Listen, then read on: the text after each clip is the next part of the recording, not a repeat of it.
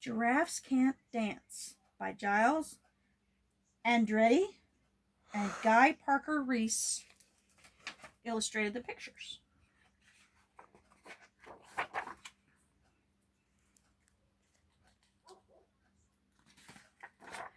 Gerald was a tall giraffe whose neck was long and slim, but his knees were awfully crooked and his legs were rather thin.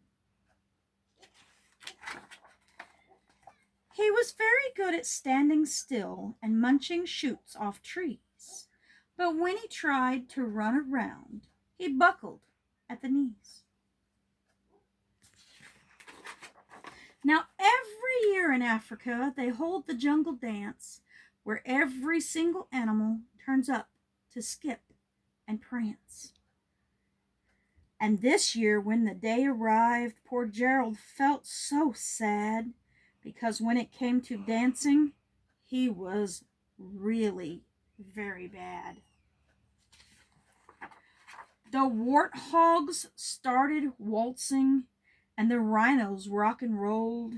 The lions danced a tango that was elegant and bold.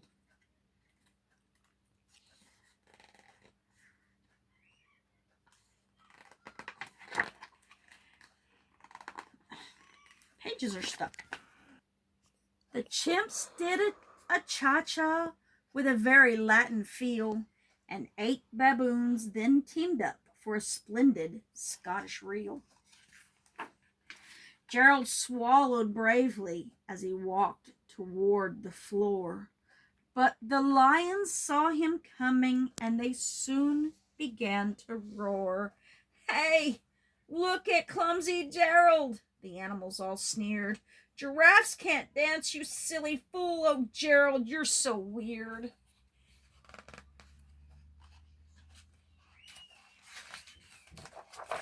Gerald simply froze up. He was rooted to the spot. "They're right," he thought. "I'm useless. Oh, I feel like such a clot." So he crept off from the dance floor and he started walking home. He'd never felt so sad before, so sad and so alone. Then he found a little clearing and he looked up at the sky. "The moon can be so beautiful," he whispered with a sigh. "Excuse me," coughed a cricket, who'd seen Gerald earlier on, "but sometimes when you are different, you just need a different song. Listen to the swaying grass and listen to the trees, to the sweetest music in those branches in the breeze.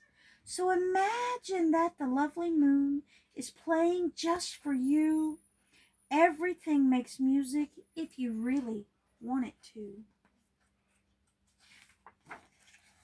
With that, the cricket smiled and picked up his violin.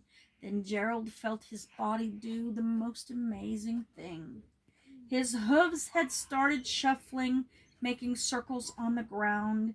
His neck was gently swaying and his tail was swishing round. He threw his legs out sideways and then he swung them everywhere. Then he did a backward somersault and leaped up in the air.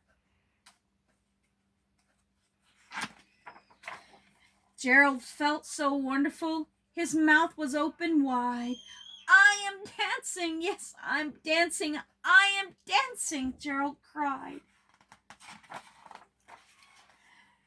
Then one by one, each animal who'd been there at the dance arrived while Gerald boogied on and watched him quite entranced. They shouted, "It's a miracle! We must be in a dream! Gerald's the best dancer that we've ever seen." "How did you learn to dance like that? Please, Gerald, tell us how." But Gerald simply twirled around and finished with a bow.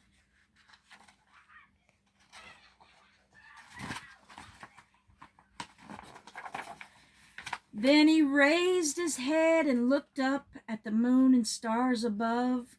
We all can dance, he said, when we find music that we love. The end. I have permission from the author to read this book.